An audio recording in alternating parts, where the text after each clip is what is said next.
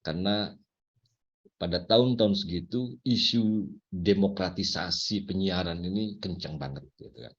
Kita tahu di era mungkin buat teman-teman yang gen milenial ini nggak mengalami bagaimana situasi otoritariannya Orde Baru. Ibu Ella bisa cerita, seorang kawan kita.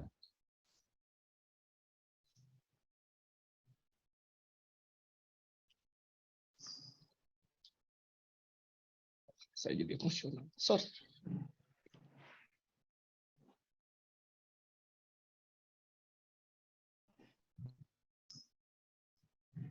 Seorang kawan kita meninggal. Wartawan Detik. Sampai di detik-detik terakhir dia mengenakan kaos Detik. Dia kecewa betul sewaktu pemberedelan Detik dan Tempo oleh Soeharto. Saya sempat takziah dan saya menyaksikan memegang puisi terakhirnya. Saya membaca puisi terakhirnya. Jadi kekecewaan dia itu akan dia bawa sampai aku mati. Jadi begitulah teman-teman. Situasi yang mungkin tidak akan terbayangkan situasi itu ya.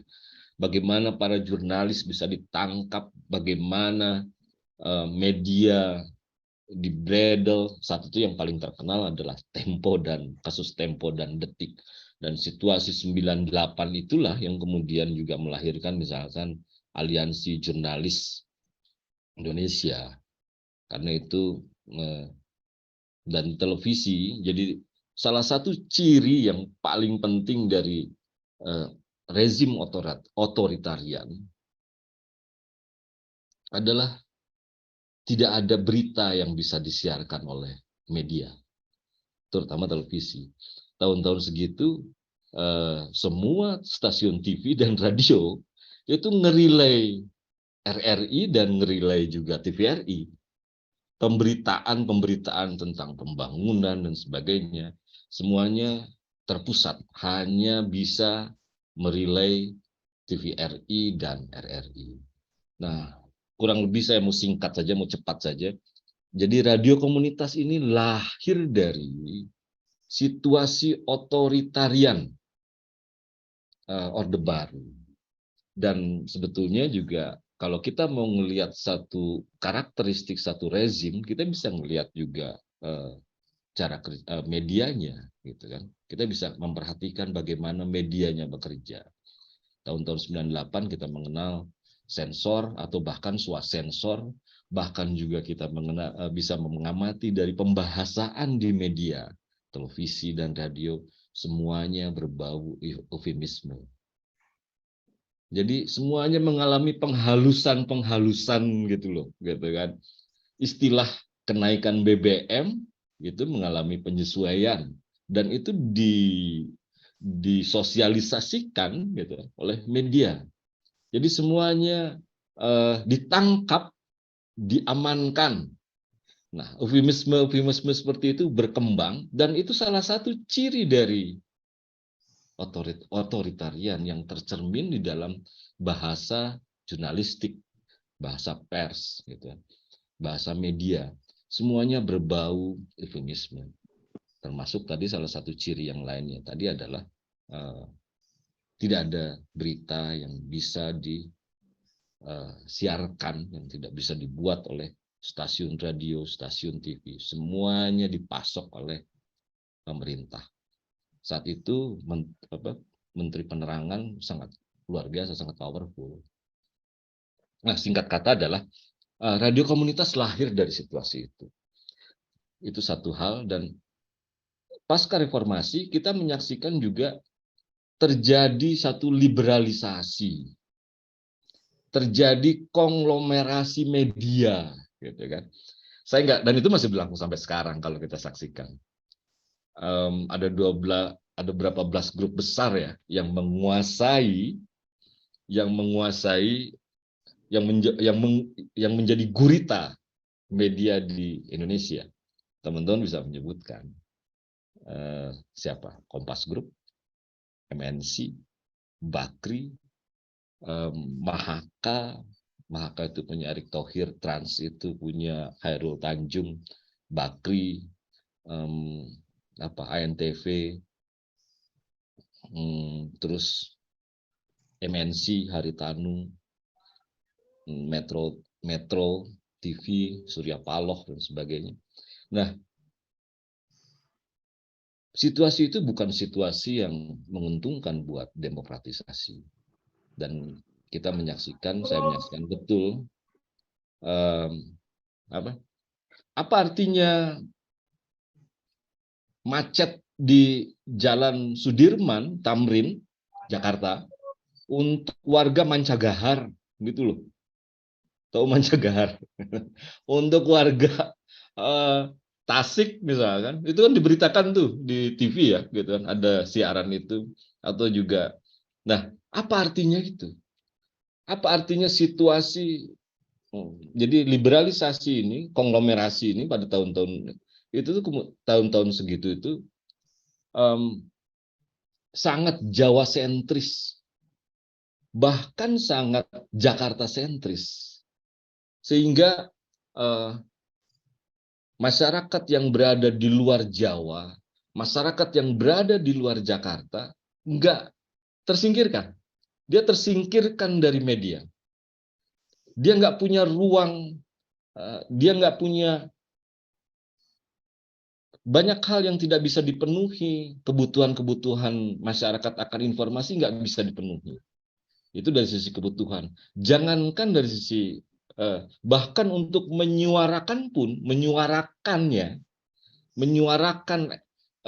ekspresi dirinya, mengekspresikan dirinya melalui media, nggak bisa. Tahun-tahun segitu. Tahun-tahun segitu juga kita mengenal radio itu ada radio swasta, hanya radio swasta saja, dan RRI, radio pemerintah saat itu. Nah, situasi itu yang kemudian juga membuat kelompok-kelompok terpinggirkan terutama itu nggak punya media.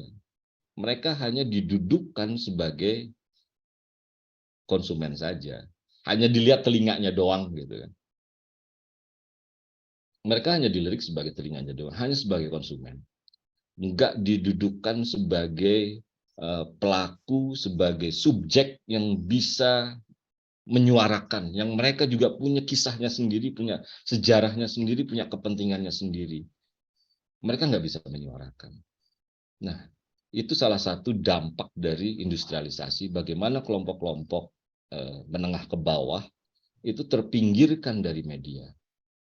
Betul, tahun-tahun segitu sudah mulai berkembang ICT ya, internet. Tapi kita juga tahu persis terjadi kesenjangan digital divide itu sangat lebar di Indonesia, gitu. Sangat lebar di Indonesia. Dan ini juga pada gilirannya juga menciptakan satu segregasi, gitu kan. Ada satu segregasi. Nah, membaca media ini kita akan melihat bagaimana sesungguhnya masyarakat kita ini masih berada dalam lingkaran ketidakberdayaan, gitu kan. Ada lingkaran ketidakberdayaan yang membelenggu sebagian besar masyarakat Indonesia. Coba kita amati, teman-teman. Informasi-informasi apa sih yang berkembang yang ada di perumahan? Kalau uang, ada berapa digit informasi uang yang, kalau soal pendidikan, soal kesehatan, dan sebagainya. Kita tengok di belakangnya, perkampungan-perkampungan kumuh. Informasi apa yang berkembang? Itu terjadi, jadi dari kesenjangan spasial, itu menciptakan juga kesenjangan informasi. Nah, kesenjangan informasi pada gilirannya, itu akan menciptakan kesenjangan pengetahuan. Akan berdampak kesenjangan pengetahuan. Kesenjangan pengetahuan akan menciptakan juga kesenjangan kesempatan. Orang-orang yang punya pengetahuan lebih baik, orang-orang yang S1 misalkan, tentu saja kesempatannya lebih tinggi dibandingkan dengan orang-orang yang pendidikannya lebih rendah. Orang-orang yang skillful tentu saja dia akan punya peluang yang lebih tinggi. Jadi lihat gitu. Nah, kesenjangan pengetahuan, kesenjangan kesempatan pada gilirannya akan menciptakan kesenjangan kemampuan dan seterusnya, sampai pada kesenjangan aset gitu. Kesenjangan aset ini yang disebut tadi kemiskinan, gap antara orang kaya dan orang miskin. Jadi informasi dan komunikasi gitu itu memiliki peranan penting tadi untuk mengeluarkan kelompok-kelompok orang yang tidak berdaya tadi keluar dari lingkaran ketidakberdayaannya. Kita semua banyak orang yang terjebak di dalam lingkaran ketidakberdayaan ini. Nah, dalam konteks inilah sebetulnya radio komunitas ingin hadir gitu. Ingin keluar bagaimana dia punya peran untuk memeratakan supaya informasi itu bisa dihirup seperti udara, dan yang pada gilirannya itu menciptakan pengetahuan dan seterusnya dan seterusnya. Nah, itu salah satu konteks situasi ya. Jadi radio komunitas ini lahir tidak serta-merta dia entitas yang menyejarah gitu, yang dihidupi oleh Ipolexos Budhankam. Teman-teman nggak akan ngerti Ipolexos Budhankam. Ini ingat ya, hanya saya, Bu Eri sama Ibu Kak Brodi yang mungkin tahu Ipolexos Budhankam. Itu istilah pelajaran PMP dulu kalau nggak salah ya. Ipolexos Budhankam itu ideologi politik, sosial, budaya, pertahanan, keamanan rakyat semesta. Ipolexos Budhankam rata. Nah, radio komunitas tumbuh dalam situasi Ipolexos Budhankam Indonesia. Yang tadi ada situasi otoritarian, ada situasi juga liberalisasi pasca reformasi, ada situasi ketidakberdayaan, terutama pada kelompok-kelompok yang terpinggirkan. Itulah ruang radio komunitas tumbuh. Nah, tahun-tahun segitu nanti Kang Adi, Mas Sina bisa cerita bagaimana ide-ide supaya media ini punya makna yang besar bagi perubahan sosial. Jadi konteksnya kemudian ya banyak diskusi-diskusi bagaimana komunikasi untuk perubahan sosial, radio untuk perubahan sosial. Nah, kita tahun-tahun segitu diskusinya lebih banyak tentang hal itu. Nah, selain itu memang kita juga secara normatif tentu saja kita akan mengacu juga pada undang-undang, karena ini adalah acuan kita bersama. Ya, setiap orang boleh berhak untuk berkomunikasi, memperoleh informasi, untuk mengembangkan pribadi dan lingkungannya. Ini menjadi amanat, menjadi legal standing kita, legal standing radio komunitas untuk untuk hadir di tengah-tengah kehidupan rakyat Indonesia. Nah, teman-teman, saya nanti bisa dipertajam ya bagaimana kronologi dan sejarah terbentuk radio komunitas, lahirnya radio komunitas sehingga diakui oleh pemerintah tahun 2004 dengan terbitnya Undang-Undang Penyiaran. Nah, yang dari dulu sebelumnya hanya, jadi kita kemudian dengan terbitnya Undang-Undang Penyiaran kita mengenal ada penyiaran swasta, penyiaran publik, dan penyiaran komunitas. Ini adalah penanda baru untuk demokratisasi penyiaran. Sekalipun memang belum sepenuhnya, karena kita masih menyaksikan isu utamanya kan sebetulnya di dalam demokratisasi adalah keberagaman dalam konten dan keberagaman dalam kepemilikan. Jadi diversity of ownership, diversity of content. Itu tema utama sebetulnya yang ingin dibangun kehadiran radio komunitas sebagai upaya untuk demokratisasi penyiaran di Indonesia. Keberagaman konten dan keberagaman kepemilikan. Yang itu kita bisa klasifikasikan tadi konglomerasi media. Konglomerasi media ini sebetulnya ya tadi semuanya terpusat kan, semua terpusat di satu orang atau di satu perusahaan, gitu kan. Kita lihat MNC Group itu punya apa aja, Mahaka itu, Prambors dan sebagainya, banyak sekali lah.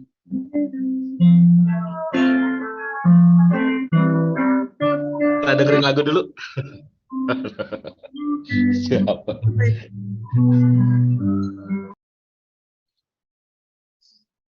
Nah, Kenapa? teman-teman, tadi ada lagu yang asik katanya, saya dengar itu lagu. Oh, baik, baik. Nah, saya ingin mengulas cepat apa aja sih prinsip-prinsip radio komunitas. Nah, ini tidak akan ada di undang-undang penyiaran. Ini adalah prinsip-prinsip yang kemudian kita di teman-teman JRKI diskusikan dan kemudian yang akan mewarnai kerja-kerja radio komunitas di Indonesia yang bergabung terutama di JRKI. Ada 4 hal yang menjadi prinsip dari radio komunitas ini adalah soal partisipasi, akses, kontrol, dan manfaat. Jadi empat hal ini yang menjadi landasan radio komunitas.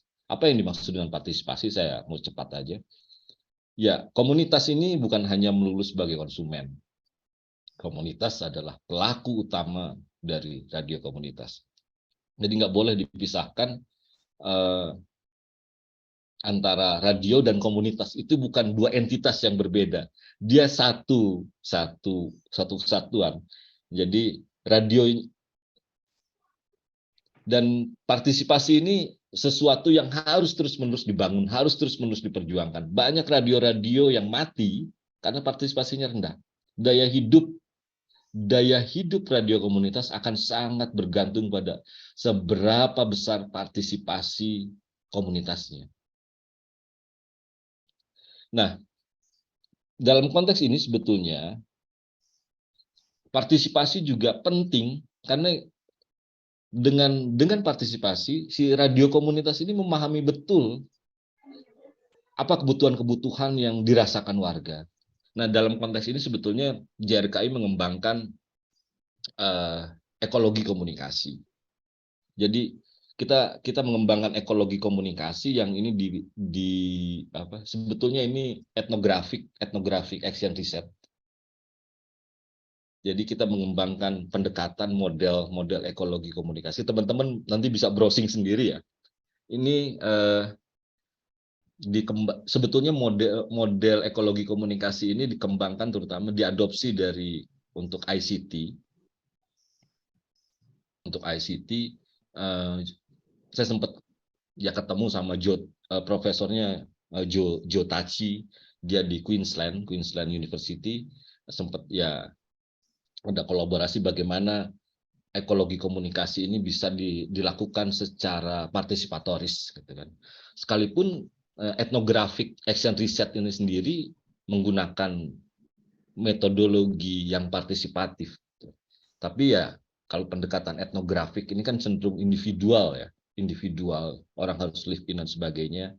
Nah, di radio komunitas ini yang akan diadopsi gitu, dan ada modifikasi pendekatan gitu. Nah, teman-teman mungkin akan bisa lebih memahami kalau teman-teman juga memahami misalkan instrumen-instrumen lain, riset-riset aksi seperti participatory rural appraisal gitu kan, atau yang rapid appraisal gitu, itu bisa dikombinasikan, dikombine dengan ekologi komunikasi. Nah, untuk memahami itu gitu. Jadi untuk memahami kebutuhan-kebutuhan warga, radio komunitas penting untuk ya tadi mengetahui hal-hal apa yang terjadi, situasi informasi dan komunikasi yang terjadi di komunitasnya. Saya nggak akan berpanjang-panjang membahas ekologi komunikasi, itu satu tema tersendiri sebetulnya, Tapi ini jadi sangat penting sebagai kerangka analisis buat radio komunitas untuk memahami komunitasnya.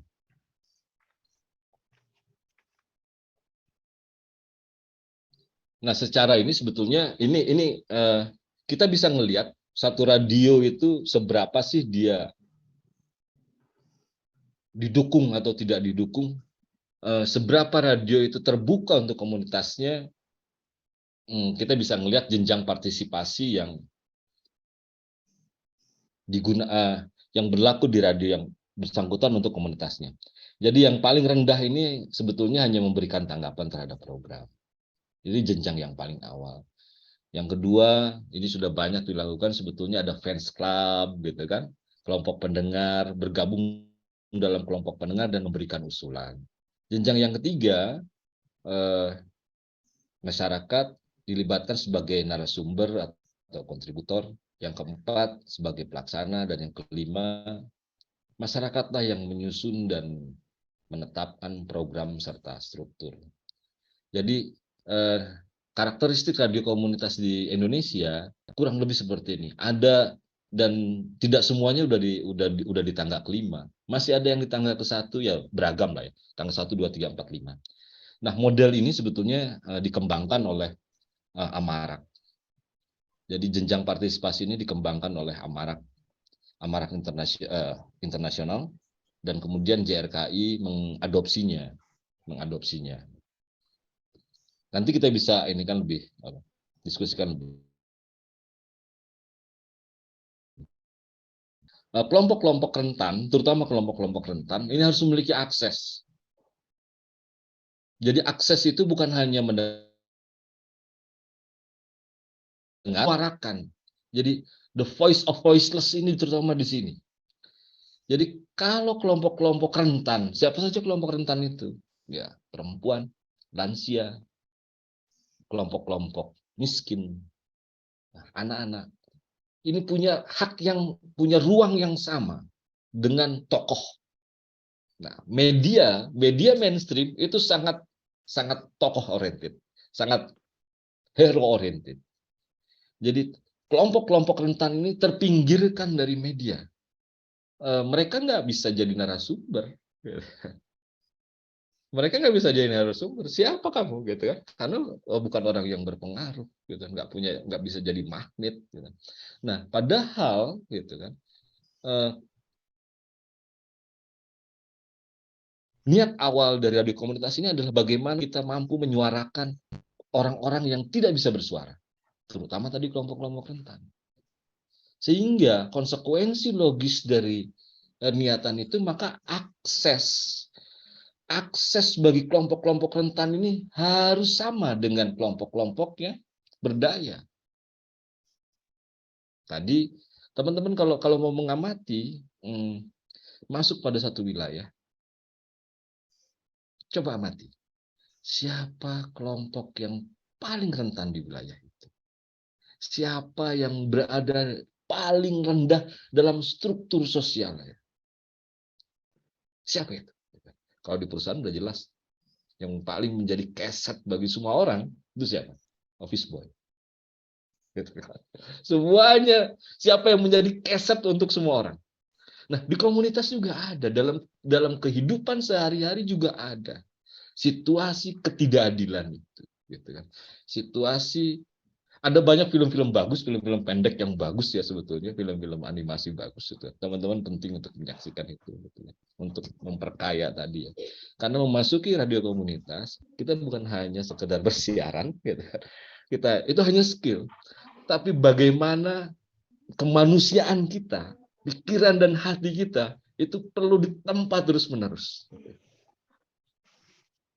Oke, saya mau cepat. Ini soal akses tadi ya. Nah, hal yang lain soal kontrol. Ini hal yang paling berat. Jadi kontrol ini tidak semua orang bisa mengontrol. Tidak semua orang bisa mengevaluasi lah. Nah, dalam radio komunitas yang bergabung di JRKI, kita mengenal ada dua struktur. DPK, Dewan Penyiaran Komunitas, itu sebagai struktur tertinggi. Perwakilan-perwakilan komunitas itu akan duduk di sana. Dan mereka lah yang akan memberikan mandat bagi BPPK, Badan pelaksana penyiaran komunitas. Jadi ada dua struktur itu, DPK dan BPPK. DPK ini perwakilan-perwakilan komunitas, mereka lah yang akan mengontrol dengan mekanisme yang disepakati bersama, dan prakteknya ya harus diakui nggak semuanya berjalan. Nggak semuanya berjalan. Tapi sebagai sebuah model, hanya Radio Komunitas Indonesia yang menyajikan gitu kan, model kelembagaan ini. Jadi secara kerangka konseptual sebetulnya ada wujud ide-ide dan bagaimana itu dilembagakan. Saya pikir nanti Mas Sinan bisa lebih cerita banyak bahwa Radio Komunitas Indonesia itu termasuk paling maju lah, gitu kan. Termasuk paling maju lah, baik secara ide, konseptual. Nah, hal lainnya adalah manfaat. Ini hal yang terpenting. Bagaimana seluruh penyiaran ini bisa bermanfaat untuk semua orang. Idealnya begitu. Untuk memperbaiki kualitas kehidupan. Nah, sebetulnya kan kalau kita amati ya, kita banyak sekali memperoleh informasi. Banyak sekali. Bahkan mulai setiap hari ya. Tapi ternyata hal-hal yang kita peroleh, informasi-informasi yang kita peroleh itu tidak semuanya berguna kok. Banyak yang sampah juga. Banyak yang juga nggak mengubah sikap kita. Apa artinya tadi macet di Jakarta? Apa artinya banyak hal? Ya, banyak hal. Jadi, nah makanya kemudian dalam konteks penyiaran di radio komunitas, untuk memperoleh manfaat ini, wujud konkretnya adalah bentuk konkretnya adalah lokalitas. Nanti kita akan simak. Jadi intinya adalah seluruh kerja-kerja penyiaran komunitas itu penting didaya gunakan untuk perbaikan kualitas kehidupan masyarakatnya. Untuk bentuk konkretnya nanti bisa kita diskusikan. Ya saya mau cepat aja. Nah, karakteristik utamanya adalah dari, oleh, untuk, tentang komunitas. Nah, yang paling penting adalah teknologi yang dapat dijangkau oleh komunitas.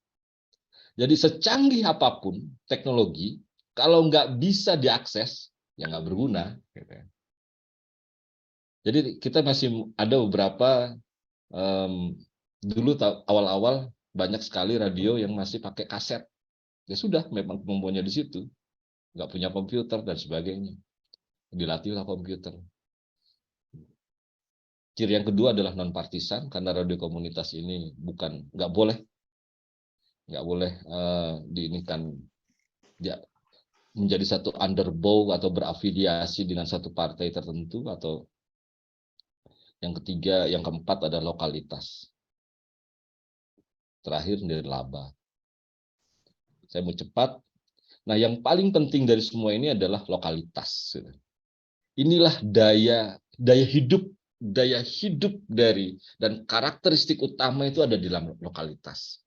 Jadi niat awalnya tadi itu lokalitas, dan lokalitas ini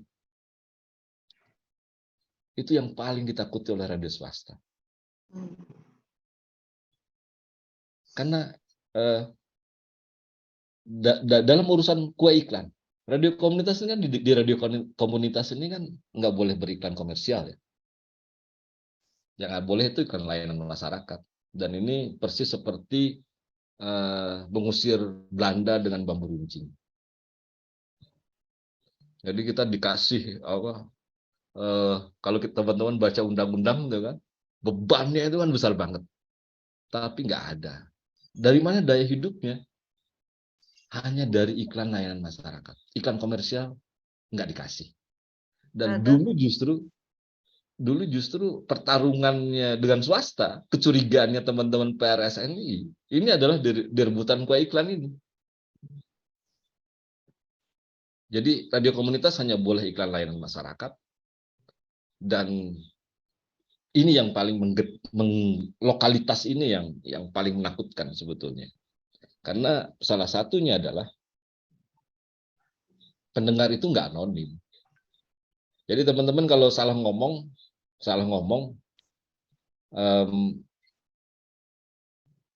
golok itu bisa langsung nyamper, ada di depan mata, langsung bisa diontrong gitu ya, kayak gitu. Oke, saya kelamaan ya lah ya. Boleh Kang Budi ya. Oke, saya pikir itu aja dulu. Ini terakhir, nanti teman-teman bisa ini radio komunitas sebagai ruang pemberdayaan. Oke. Nah, terakhir ini. Nah, menyikapi perkembangan sekarang, gitu. Kalau dulu di radio itu hanya dikenal on air dan off air. Nah, teman-teman JRKI mengembangkan 3 pilar untuk penyiaran komunitas ini yang disebut 3 on. Apa saja 3 on itu? Yang pertama adalah on air. Jadi siaran yang berbasis frekuensi ya, gitu kan. Nah, ada juga online, ini yang dulu disebut off air itu, tapi kita menyebutnya online dan online, gitu kan. Nah, ini sebetulnya konvergensi media. Kalau pakai bentuk-bentuk dari konvergensi media, nah teman JRKI mengembangkan 3 on ini, on air, online, dan online. Jadi ketika ada satu program, ada satu isu, misalkan dulu bersama KPK, gitu, untuk mengawal dana desa, kita menggunakan 3 on ini. Jadi on air, online, online. Faktanya memang tidak semua rakom itu bisa online. Aduh, tegaduh kuota. Gitu kan. Ya ada banyak rakom yang kurang lebih seperti itu ya. Tapi on air dan online ini, on air dan online ini yang menjadi. Online ini masih belum merata di rakom. Hanya rakom-rakom tertentu lah gitu kan, yang bisa online ini. Saya pikir itu dulu yang bisa saya sampaikan ya. Kasihan saya bersalah sama teman-teman yang lain, udah kepanjangan. Lebih dari 30 menit rupanya saya. Saya ingin mengundang siapa? Kang Adi ya? Kang Ya, Adi ya? sudah Atau mau hadir. langsung aja ya? Ini mau langsung aja atau gimana? Langsung saja. Langsung Baik, saja. ditutup dulu barangkali Kang Budi. Oke. Sudah ya? Sudah tertutup ya? Oke. Forumnya atau mau bagaimana? Mau dilangsungkan dengan Kang Oh, Adi atau Kang Adi oke. mau cerita tentang ini JRKI? Oke, baik, terima kasih teman-teman. Kita aplaus dulu untuk Kang Budi yang sudah dengan panjang lebar memberikan penjelasannya tentang ideologi, konsep, dan lain sebagainya, termasuk karakter radio komunitas. Pembicara berikutnya, teman-teman, sudah hadir di tengah-tengah kita. Terima kasih Pak Adi Rumansyah dari JRKI sudah hadir. Bapak posisi di mana, Pak? Mohon maaf. Ya, terima kasih Ibu. Alhamdulillah saya baru nyampe Bandung tadi subuh dari Jogja. Oh, baik, terima kasih Pak Adi. Rupanya Pak Adi orang Bandung juga ya Pak Adi. Orang Bandung, Orang saya orang Cibangkong. Cibangkong Ibu. Soalnya namanya ditepangkan ku Kang Budi di forum ini. Terima kasih Kang Adi di tengah masih capek sudah mau berhadir bareng-bareng dengan kita. Baik Pak Adi Rumansyah, kita ingin lebih tahu tadi kalau Kang Budi lebih menjelaskan tentang ideologi, dasar awal lahirnya seperti apa, sejarah dan lain sebagainya, termasuk prinsip-prinsip, karakter. Nah, mungkin kita ingin mengetahui dari Kak Adi ini bagaimana kegiatannya real yang selama ini yang sudah dilakukan atau apapun deh yang akan disampaikan oleh Pak Adi Rumansyah. Pak nggak dipersilahkan Pak Adi Rumansyah. Ya, terima kasih. Assalamualaikum warahmatullahi wabarakatuh. Selamat pagi buat semuanya. Ibu yang terhormat Ibu Meli, Kepala Prodi ya, Ibu Eriani, ya Erianti, yang tepang Ibu. Abi teh ya, Pak Adi. Muridnya Pak Budi saya. Dan Pak Budi dan ada Mas Sinam juga di sini. Mas Sinam sebagai Mas Sinam sudah hadir juga ya, Mas Sinam. Sudah. Mas Sinam kebetulan lagi di Semarang ya, lagi ngisi materi juga. Alhamdulillah bisa gabung juga. Mas Sinam ini sebelumnya ketua JRKI sebelum saya dan saat ini menjadi ketua jaringan radio atau AMAK Asia gitu, Asia Pasifik, dan alhamdulillah bisa hadir di sini. Saya pertama-tama saya cukup senang begitu Pak Budi memberi kabar bahwa ini ada undangan dari Unikom, karena selama ini kampus di Bandung ini itu aja gitu yang ngomongin tentang rakom gitu. kalau nggak ngomongin Unpad, Unisba gitu yang sering keterlibatan tentang media komunitas. Bahkan beberapa mahasiswanya turun ke lapangan gitu. Karena saya orang Bandung gitu, dan sebelumnya saya ketua jaringan Radio Komunitas Jawa Barat, cukup mengetahui tentang bagaimana situasi radio komunitas dan radio kampus di wilayah Bandung dan Jawa Barat gitu. Nah, kalau ngomongin radio komunitas dan radio kampus, sebenarnya sejarahnya berbarengan gitu, perjuangannya gitu. Bahkan beberapa tahun yang lalu saya sendiri sempat sangat intens pada saat itu bersama teman-teman mahasiswa, ada namanya Forum Diskusi Radio Kampus Bandung, yang isinya ada teman-teman dari UPI, CUP, ITB, kalau Unikom belum dengar nih, sekarang ada teman-teman dari Unpad dan lain-lain gitu. Ya, mudah-mudahan nanti terdengar, Pak. Nah, itu. Kami bergabung nanti, insya Allah, ya. Betul. Sebenarnya secara tidak langsung saya mau memancing mengajak teman-teman mahasiswa ini nanti itu. Insya Allah. Kebetulan ada Kaprodi nanti, Pak, tenang. Ya. Kami ingin bergabung. Sangat dilanjut, Pak. Ya, Ibu. Terima kasih sebelumnya. Tadi Pak Budi sudah bercerita tentang banyak secara gamblang gitu tentang radio komunitas. Saya hanya akan bercerita tentang regulasi dan positioning radio komunitas saat ini, perkembangan gitu. Dan sejarah, tentunya sejarah hadirnya jaringan radio komunitas Indonesia. Gitu. Pertama, demokratisasi penyiaran itu setelah reformasi 98 tadi Pak Budi cerita banyak sekali itu. Nah, sebenarnya hadirnya radio komunitas itu dari zaman Orde Baru sudah ada, gitu. Cuman apakah bentuknya media itu disebut radio komunitas, kita nggak tahu. Gitu. Bahkan cerita-cerita dari senior saya ataupun orang tua dulu, ada radio di Bandung itu, zamannya SDSB dulu gitu, dia bersiaran pada saat memutarkan nomor gitu. Tapi radio itu yang dikelola oleh masyarakat biasa gitu. Nah, akhirnya perkembangan radio, apakah itu disebut radio komunitas, kita nggak tahu. Nah, saya sendiri kebetulan aktif di media komunitas itu di daerah Cibangkong atau Subroto pada saat itu. Sebelum ada Undang-Undang 32, Undang-Undang Penyiaran nomor 32 itu hadir. Gitu. Kami ini sering disebutnya radio gelap, radio togel, radio nggak jelas gitu. Nah, akhirnya berkumpullah teman-teman media radio komunitas itu, dari mulai radio warga bersama teman-teman kampus terutama, karena kita perlu dukungan akademisi gitu, mengajukanlah pada saat itu kita pengen diakui negara, bahasa hukumnya gitu. Karena diakui negara, akhirnya kita mengajukanlah undang-undang penyiaran itu bagian dari radio komunitas, itu masih di bagian itu. Nah, JRKI apakah sudah hadir di situ? Belum pada saat itu. Gitu.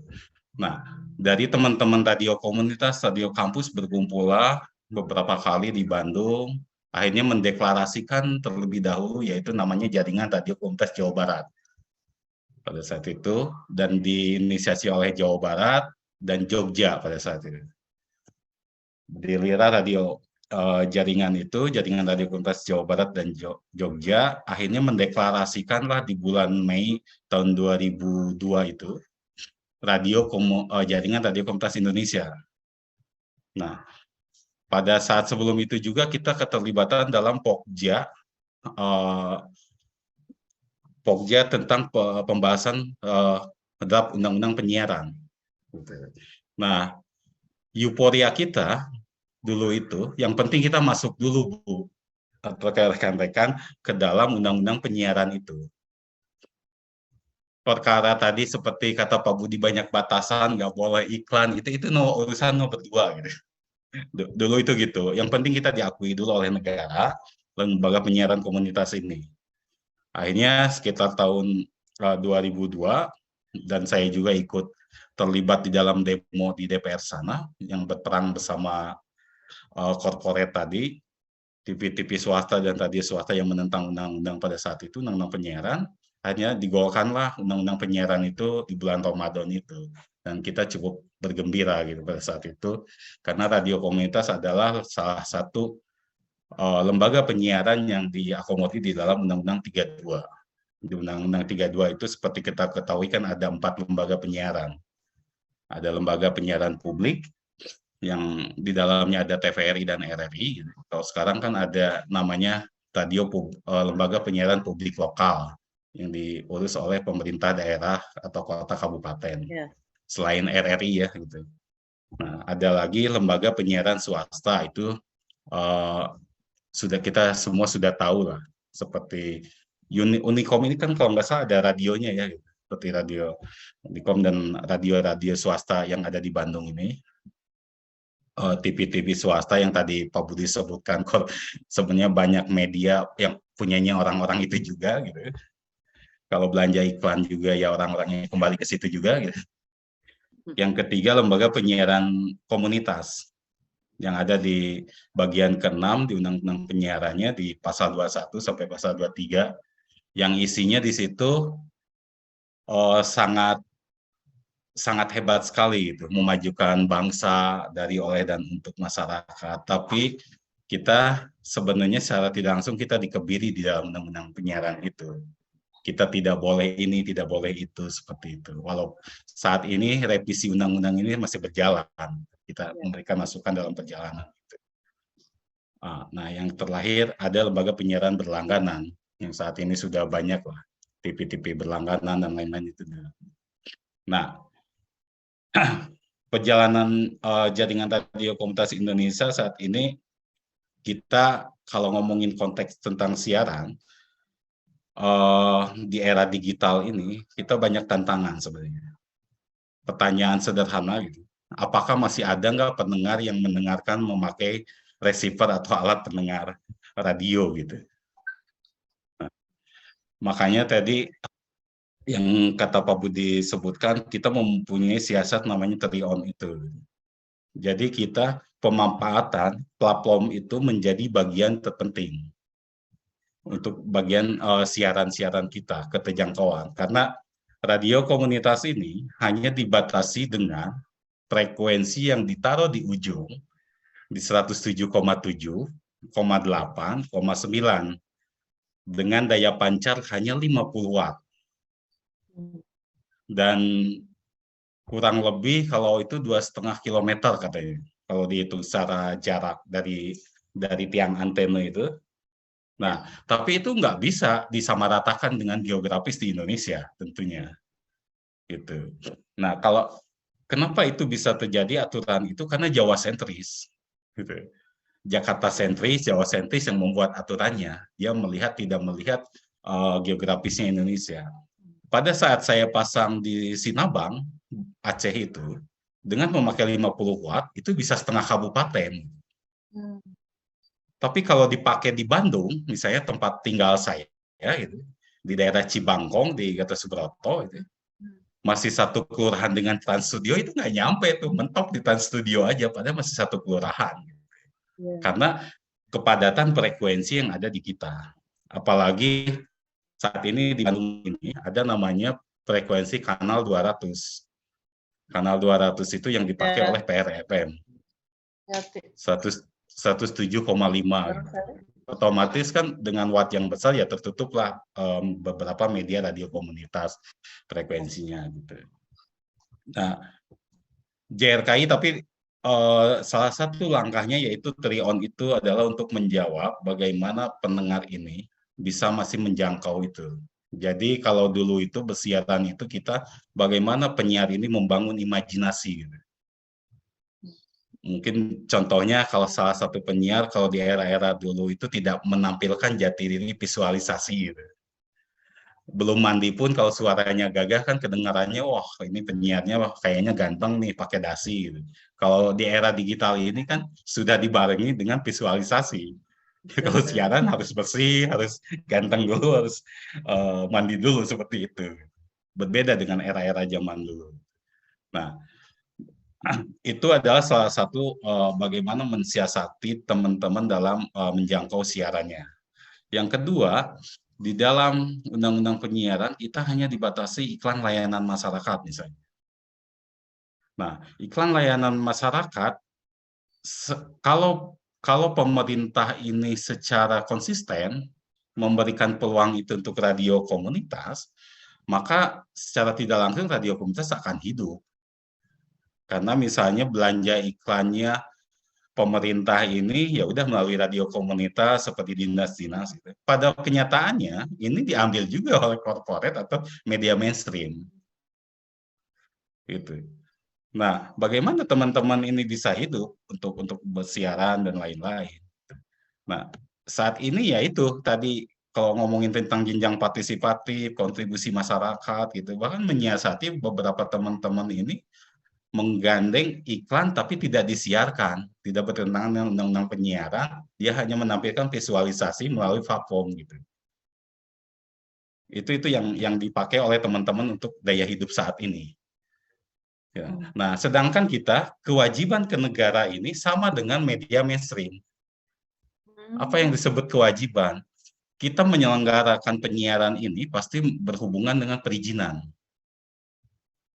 Nah, perizinan radio komunitas ini sama dengan perizinan lembaga penyiaran lain.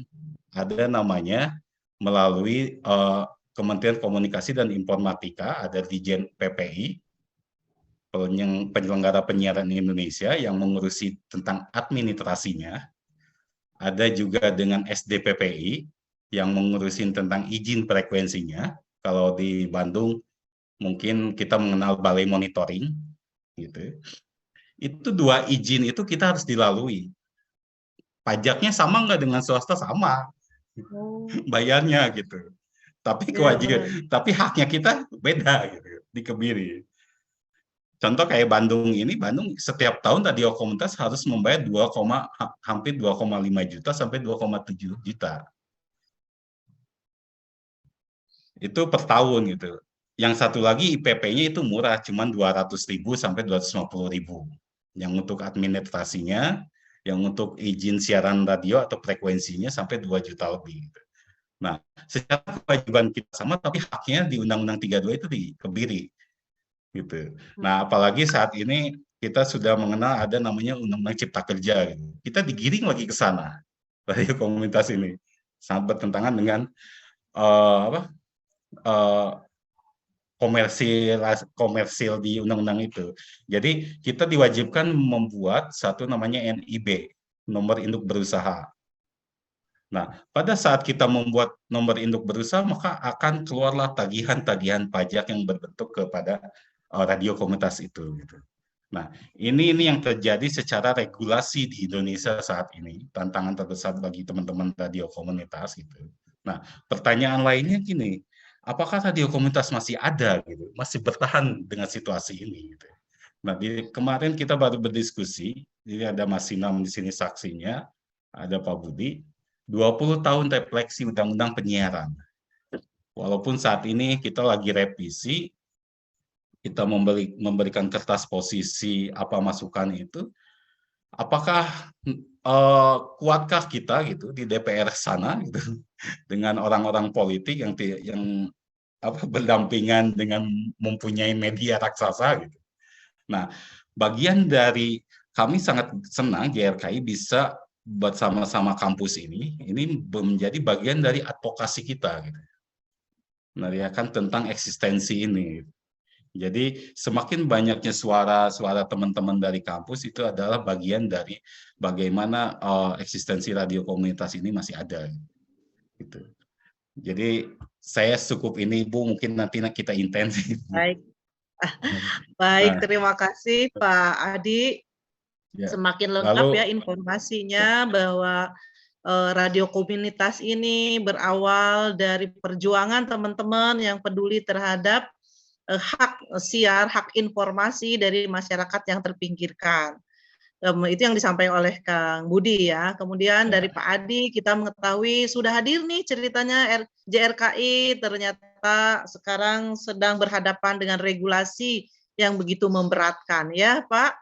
bagaimana ini radio komunitas yang kemudian kewajiban-kewajibannya disamakan dengan radio swasta atau perusahaan-perusahaan media yang jauh lebih besar.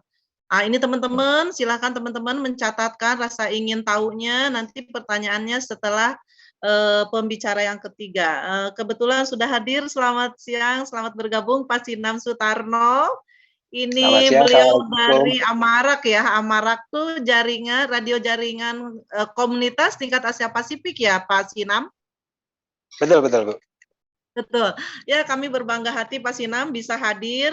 Kami sebetulnya ingin mengorek lebih jauh sebetulnya bagaimana dari cita-cita pertama radio komunitas ini adalah ingin menyuarakan tadi kata Pak Budi suara yang tidak bisa bersuara gitu. Dalam bentuk-bentuk apa sebetulnya nanti mungkin digali lebih lanjut dari Pak Adi juga ya khususnya untuk Jawa Barat dalam keindonesiaan. Nah, kita ingin tahu sekarang dari Pak Sinam Sutarno bagaimana fenomena di Asia Pasifik. Sinam ini ahli untuk radio darurat bencana. Oh, oke, radio darurat bencana. Dan Indonesia termasuk negara yang sangat darurat bencana ya, Pak Sinam? Mulai dari gunung-gunungnya, banjirnya, gempa buminya. Nah, ini kita ingin tahu mungkin Pak Sinam bisa menjelaskan kepada teman-teman, ini khususnya teman-teman mahasiswa, dan bagaimana kalau kita sebetulnya Pak Budi nanti kalau kita ingin bergabung di sana. Saya melihat ketika kemarin bencana di Cianjur itu Pak Budi tuh di sana di lokasi gitu. Nah, ini bagaimana sebetulnya? Saya ingin sempat ke sana tapi ternyata sudah mulai mereda bencananya. Baik Pak Sinam, terima kasih sudah hadir di forum kami. Kita ingin menggali lagi lebih lanjut bagaimana peran, kinerja, radio komunitas, khususnya mungkin lebih luas lagi di jaringan Asia Pasifik. Baik Pak Sinam Sutarno, kami persilahkan. Ada waktu kurang lebih mungkin sampai 20 menit ya Pak Sinam. Ya, baik silakan Pak Sinam. Baik, terima kasih. Assalamualaikum warahmatullahi wabarakatuh. Pertama, terima kasih sudah diberikan kesempatan ya sharing di sini di Unicom. Saya kira luar biasa sekali gitu ya. Karena kemudian ya tadi Kang Adi di awal sudah menyebutkan pergerakan radio komunitas itu juga selalu dalam ini ya didukung oleh teman-teman dari kampus begitu. Tadi saya presentasi mungkin bisa Kang Budi yang punya saya tadi. Mohon maaf saya kebetulan tidak bawa laptop karena kabel saya itu hilang. Boleh. Di Pak Budi ya, ada Pak Budi barangkali? Yang tadi sambil menunggu, jadi begini. Tadi Kang Budi mungkin di awal sudah menyebut bahwa salah satu makna kehadiran radio komunitas adalah untuk menjawab berbagai persoalan yang ada di komunitas. Nah, kalau di Indonesia, Kang Adi juga sudah cerita, tapi memang pergerakan radio komunitas itu kalau di Asia Pasifik yang dinamikanya lumayan bagus itu di Indonesia, di Nepal, India, gitu. Terus kalau di level Asia Tenggara ya Indonesia sama beberapa di Myanmar, cuma karena Myanmar kemarin ada kudeta itu kan, jadi teman-teman juga tiarap gitu. Jadi setengah bulan sebelum kudeta itu teman-teman Myanmar belajar ke Indonesia, kami menemani dan kemudian kami sudah tidak bisa berkomunikasi karena teman-teman kemudian juga harus tiarap begitu. Jadi tadi kalau Kang Budi menyebutkan tentang Orde Baru, kira-kira itu juga yang sedang dialami oleh teman-teman radio komunitas di Myanmar. Nah, dalam konteks memaknai kehadirannya, radio komunitas memang mencoba untuk menjawab apa yang menjadi kebutuhan-kebutuhan komunitas. Di Indonesia misalnya banyak isu yang digaungkan oleh teman-teman radio komunitas dari anti korupsi, dari pemberdayaan perempuan dan perlindungan anak, kebencanaan dan yang lain. Nah, saya mungkin akan cerita terkait dengan kebencanaan radio darurat. Sebagai informasi nanti kalau teman-teman mahasiswa yang nanti interaktif, kami menyediakan 5 buku radio darurat, nanti akan kami kirim ke Unicom. Silakan nanti yang beruntung nanti akan dapat buku yang diproduksi oleh Radar Tangguh, dan nanti kami akan kirimkan ke Unicom dalam bentuk hard copy, dan teman-teman yang lain nanti akan bisa mempelajari bukunya. dalam bentuk e-book. Baik, Ini terima bukunya. kasih. Gitu. Baik. Nah, radio darurat itu tadi seperti di praktiknya mungkin di Indonesia itu sejak tsunami Aceh ya sudah ada. Nah, tadi disebut di daerah yang di negara yang kaya dengan segala macam potensi bencana. Artinya memang ini menuntut masyarakat komunitas untuk menjadi lebih tangguh lagi. Karena kemudian ya bencana itu bagian dari kehidupan kita yang mau nggak mau, suka nggak suka, yaitu tempat kita. Saya lahir dan besar di Merapi ya. Mau nggak mau saya akan berhadapan dengan Merapi ketika meletus. Teman-teman yang ada di sekitar pantai ya, kemudian juga bersiap misalnya ketika ada tsunami. Nah, ini yang kemudian mendorong pentingnya radio darurat. Secara praktek radio darurat sudah ada sejak erupsi, sejak tsunami Aceh, dan saat ini kemudian Kang Budi, teman-teman JLK Jawa Barat di Cianjur.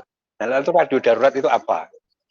Mungkin secara regulasi tidak mengenal, istilah itu juga belum istilah ini memang kami coba gali dari perjalanan yang ada. Secara praktek di Indonesia sudah ada, tapi beberapa kira-kira 5-6 tahun yang lalu saya berkesempatan belajar dengan radio kebencanaan di Fukushima, di Sendai, dan beberapa lokasi di Jepang. Di Jepang itu kalau terjadi bencana, maka kemudian beberapa saat kemudian ada perangkat radio datang, orang bersiaran di situ, kira-kira itu. Nah, kemudian oke. Karena memang sejarah radio di Jepang adalah radio bencana ya. Dia radio di Jepang itu ada untuk penanganan bencana. Nah, akhirnya ide itu kemudian kami coba diskusikan, terus kemudian kembangkan. Secara praktek kita sudah ada, tapi secara regulasi belum ada. Sampai kalau saat ini mungkin nanti akan saya sampaikan. Nah, akhirnya kami radar tangguh itu ada di RKI, Universitas Atmajaya Yogyakarta, Makassar Pasifik, ada FMYW Jepang, gitu. Kemudian melakukan serangkaian kegiatan di Merapi, Sinabung, dan Kelut untuk mendiskusikan bagaimana peran radio dalam penanganan bencana. Nah, apa perannya dalam bencana itu? Ada namanya radio darurat, ada 3 situasi darurat. Siaga darurat, tanggap darurat, dan transisi darurat. Siaga darurat itu apa? Jadi ketika ancaman sudah di depan mata, tapi kemudian belum menimpa, itu situasinya kemudian siaga darurat. Misalnya, ini hanya terjadi pada bencana-bencana yang predictable ya. Misalnya seperti erupsi gunung, tanda-tandanya bisa dikenali, atau banjir misalnya. Mungkin akan ada banjir yang predictable, itu bisa ada status namanya status siaga darurat. Tapi yang unpredictable kan kayak misalnya gempa, kan kita tidak pernah tahu kapan terjadi. Nah, dalam bencana yang terprediksi itu, radio darurat bisa bersiaran untuk memberikan informasi pada masyarakat tentang kesiapsiagaan ketika nanti misalnya gunung meletus atau banjir datang, akan menginformasikan pesan atau apa yang baik dari otoritas setempat. Misalnya kalau erupsi itu kan dengan BVMBG atau Badan Geologi, kalau cuaca dengan BMKG misalnya, atau kemudian juga dari masyarakat sekitar. Bagaimana kemudian selain sensor yang berbasis alat tadi, juga ada yang namanya human sensor ya.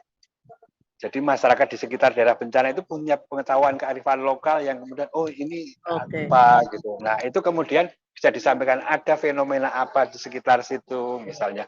Kalau di gunung mulai panas, hewan-hewan mulai turun. Nah, misalnya itu yang kemudian bisa disampaikan. Itu dalam situasi siaga darurat. Tanggap darurat sama ketika sudah terjadi bencana, kemudian mendirikan radio darurat misalnya. Kemudian kita bersiaran. Siarannya tentang apa? Ya, siaran pertama ya dalam situasi darurat, misalnya kita bisa menginformasikan lokasi pengungsian ada di mana, terus kemudian ada yang mencari anaknya, biasanya terpisah atau yang lain. Nah, itu yang kemudian bisa dilakukan di situasi tanggap darurat. Tapi bukan hanya sekedar informasi. Radio itu selain informasi, kan prinsip media itu kan informasi, pendidikan, dan hiburan. Saling menghibur antar penyintas itu juga bagian dari upaya-upaya untuk pulih dari situasi bencana. Ya sudah, yang biasa waktu di Banjarnegara, misalnya kami di radio darurat, ibu-ibu yang di pengungsian itu kemudian main rebana, siaran di studio, didengarkan. Jadi sekaligus mereka saat menghibur orang lain juga mereka terhibur. Ya. Ada pesan-pesan yang dilakukan, ada ekspresi, ada ungkapan yang kemudian orang saling menyuntik semangat. Kita harus bangkit misalnya. Ketika orang bersemangat tidak berlalu dalam kesedihan, meratapi. Nah, itu kira-kira harapannya ketika semuanya punya harapan yang sama segera bangkit, upaya-upaya pemulihan itu bisa segera dilakukan. Karena kita harus ingat bahwa sebenarnya yang bisa menolong masyarakat ya dirinya sendiri. Ya. Jadi pengalaman dari di Jepang itu berapa ya? Jadi misalnya di daerah bencana itu yang ditolong tim SAR itu nggak lebih dari 10%. Selebihnya adalah ditolong dirinya, orang sekitarnya, dan maka kemudian ketika bisa saling menolong itu cara yang paling mudah untuk kita menjadi lebih tangguh. Ya, ketika semua orang bisa menolong dirinya sendiri, maka aman. Itu yang kemudian selalu didorong dalam konteks radio darurat. Nah, radio darurat pada masa pemulihan juga bisa berfungsi sebagai media audit sosial, misalnya. Apakah bantuan tepat sasaran apa tidak, sampai masyarakat apa tidak, kemudian diambil oleh beberapa oknum apa tidak, misalnya. Itu yang juga terjadi. Dan ingin saya katakan sekali lagi, ini ada yang penting juga saat ini misalnya. Bencana setelah bencana itu adalah bencana informasi. Hoax bertebaran di mana-mana. Orang kemudian menjadi takut, menjadi khawatir, menjadi cemas gitu. Karena kemudian hoax bertebaran di mana-mana begitu ya. Nah, itu yang kemudian peran itu bisa dilakukan oleh radio darurat, misalnya dengan mengambil informasi dari otoritas terkait BVMBG, BMKG, dan itu salah satu peran dari radio. Nah, soal regulasinya seperti apa? Kami beroperasi radio darurat, radio komunitas menginisiasi radio darurat itu tanpa regulasi. Gitu. Jadi nggak ada regulasi. Nah, tapi kan kemudian ya regulasinya adalah regulasi. Kami berpandangan bahwa di dalam situasi bencana menolong orang itu hukumnya wajib. Baik ada aturan maupun nggak ada aturannya, begitu. Nah, artinya perlahan-lahan kemudian kami selalu beroperasi tanpa izin radio darurat itu. Gempa 2018 di Lombok, kami JRKI mendirikan radio darurat di Lombok. Setelah di Lombok, terus kemudian nggak tanpa izin, kami bikin bikin siaran di tendanya BNPB. Nah, terus nggak lama itu, selang sebulan atau 2 bulan, itu kan terjadi gempa Palu, Sigi, Donggala. Nah, pengalaman Lombok ini kan kemudian menginspirasi, kami mendorong terus dan menginspirasi Menteri Komunikasi Informatika waktu itu membuat KM 773. Nah, di KM 773 itu kemudian sudah mengadopsi, sudah walaupun tidak eksplisit menyebut radio darurat, tapi memungkinkan kita mendirikan radio darurat, sehingga untuk pertama kalinya di Palu itu bisa mendirikan radio darurat dengan izin. Nah, itu yang terjadi di Palu. Ada beberapa radio nebula waktu itu. Sejarah perizinan radio darurat mulai ada seperti itu. Tapi itu kasuistis hanya untuk kasus di Sulawesi Tengah saja. Nah, terus kemudian JRKI mengkomunikasikan ini, datanglah pandemi COVID-19. Nah, COVID-19 itu juga sama. Teman-teman radio kita berhadapan dengan situasi kita nggak tahu COVID itu apa, komunitas nggak tahu itu apa. JRKI berpikir dalam ketidaktahuan hal yang paling bijak dilakukan adalah mencari tahu bersama-sama. Maka kemudian kami cari tahu COVID itu apa, corona itu apa. Diproduksilah ILM menjelaskan dengan itu, kemudian disebar ke radio. komunitas. Ternyata kemudian sambutannya cukup bagus. Karena kemudian kita bikin dapur produksi untuk pesan-pesan komunikasi risiko terhadap COVID-19 disebar ke radio komunitas, dan akhirnya beberapa radio komunitas itu mengubah dirinya menjadi radio darurat. Radio darurat COVID-19, karena COVID itu bagian dari bencana juga, bencana non-alam. Dampaknya apa? Hal yang tidak pernah dipikirkan oleh siapapun. Saya berani klaim begitu, tidak pernah dipikirkan oleh siapapun. Anak-anak ketika semuanya harus di rumah, terus belajarnya gimana? Oh, pembelajaran jarak jauh. Oke, pembelajaran jarak jauh. Nah, muncul kendala. Berarti butuh apa? Oh, berarti butuh HP. Berarti butuh kuota. Nah, ternyata faktanya tidak semua orang punya HP, tidak semua orang punya kuota. Mungkin juga malah di situ nggak ada sinyalnya sama sekali. Betul. Nah, akhirnya kemudian muncul inisiatif radio komunitas itu, ada di Pekalongan, ada di Sisewu, Rasi, ada di Lampung, di beberapa lokasi. Kemudian radio komunitas radio darurat diubah menjadi tempat belajar secara on air. Bapak guru, ibu guru mengajar dari dari studio, dan kemudian murid-murid menyimak melalui radio di rumah. Nah, ini saya berpikir semakin digital itu yang manual juga akan semakin kuat, karena kemudian ada masa-masa tertentu yang digital nggak bisa ngapa-ngapain.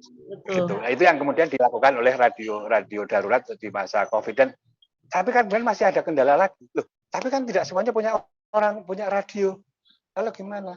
Beberapa murid ngumpul di yang dekat di satu rumah mendengarkan radio bersama-sama. Ada yang nyumbang radio ke murid-murid. Ada gerakan-gerakan yang dilakukan oleh masyarakat untuk melakukan pembelajaran jarak jauh. Terus kemudian dimodifikasi, tapi kan terus interaksinya gimana kalau mendengarkan? Terus bagaimana Bapak Ibu guru bisa mengetahui respon murid? Oh, bisa. Jadi kemudian ada yang ditambah pakai HT, atau kemudian ada yang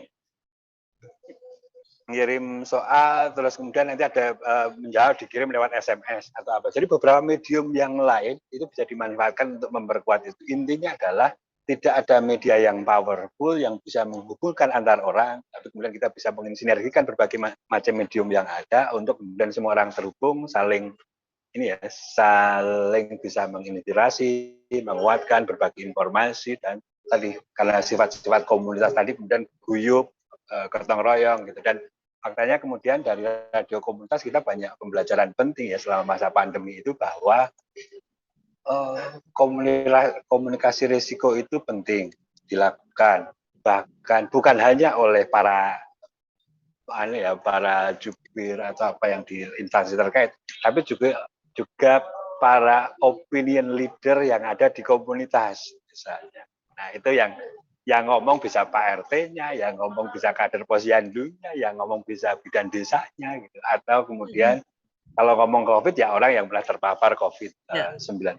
Jadi itu yang bisa saya bagi pada teman-teman mahasiswa, dan harapannya ya komunikasi melalui penyiaran itu bisa bermanfaat untuk masyarakat, terutama kalau dalam konteks bencanaan ya mendorong masyarakat lebih tangguh. Jadi dari radio komunitas untuk masyarakat tangguh. Terima kasih. Assalamualaikum warahmatullahi wabarakatuh. Waalaikumsalam warahmatullahi wabarakatuh. Kita aplaus teman-teman untuk Pak Sinam. Terima kasih Pak Sinam. Silakan teman-teman dinyalakan kameranya. Baik teman-teman, untuk mengingatkan kembali, Pak Budi mungkin bisa di close ininya. Saya mengusulkan, kita sebetulnya ada satu peserta dari radio darurat Cianjur. Maksud saya, begitu. Biar bisa hadir. Iya, hadir. Dia menunjukkan bagaimana situasi di radio darurat Cianjur. Oh, baik. Dengan siapa Kang Budi hadir di forum ini? Iya. Saya sengaja. Alhamdulillah. Saya sengaja mengundang untuk merinding sekali Pak Budi. Boleh, barangkali sekarang ini diserahkan siapa namanya Pak Budi? Kang Igi. Oh, Kang Igi. Mana Kang Igi? Kang Igi. Ini barangkali ditutup aja ya Kang Budi ya. Ini Pak Budi. Screenshot Kang Budinya. Nah, itunya. share materinya, share screen-nya ditutup aja ya Kang Budi, biar kita bisa melihat Kang Igi itu yang mana.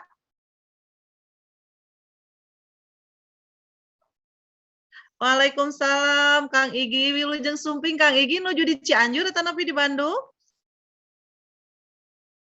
Alhamdulillah bisa bergabung ya Kang Igi.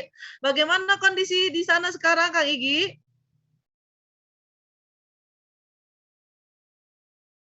Ya.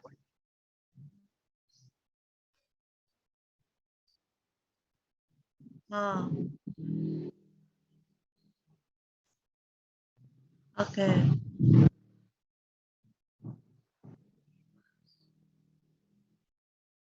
Oke. Ya, oke. Teman-teman, lihat Kang Igi dari Cianjur dia bisa on cam ya. Dia untuk hadir di tengah-tengah kita. Masa kalian tidak menyalakan kamera? Ayo kita nyalakan. Kang Igi, apa yang dilakukan radio komunitas dalam menanggulangi bencana Cianjur ini di sana Kang Igi?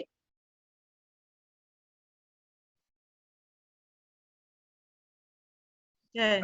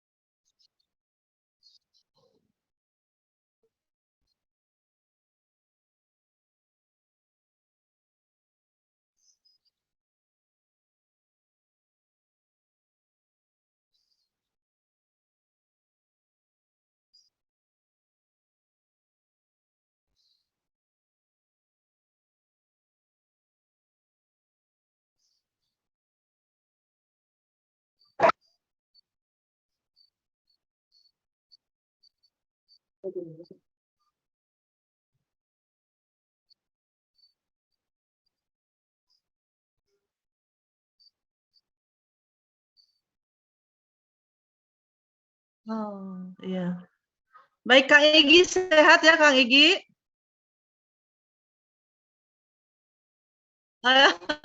Saya hari keempat bencana saya Kang Igi ke sana. Ya. Oh, baik. Baik. Baik Kang Igi. Mm-mm. Terima kasih Kang Igi. Jadi ya, ya gimana Kang Igi?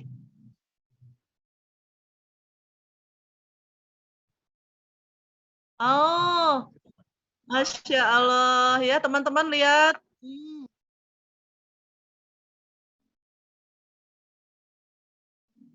Oke.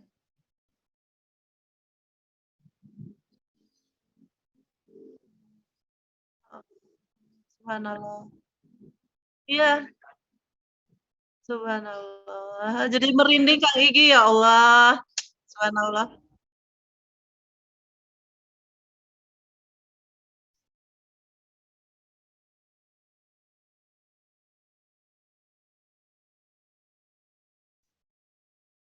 Baik. Ya, aduh ya Allah baik baik baik Kang Igi. Ya. Iya. Terima kasih Kang Igi, Masya Allah. Jadi kita bisa live report langsung ya bagaimana radio komunitas bekerja di Cianjur ya. Kang Igi, apakah ada yang disampaikan seperti Pasinam tadi? Ada kayak semacam apa tadi kata Pasinam recovery bersama gitu di situ? Ada. Nah,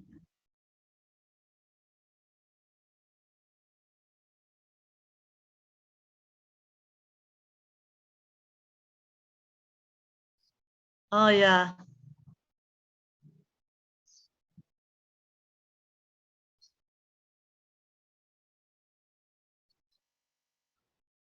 oke.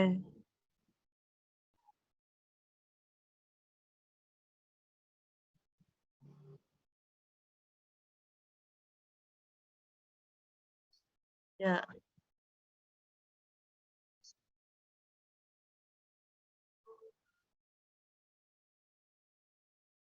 Oh.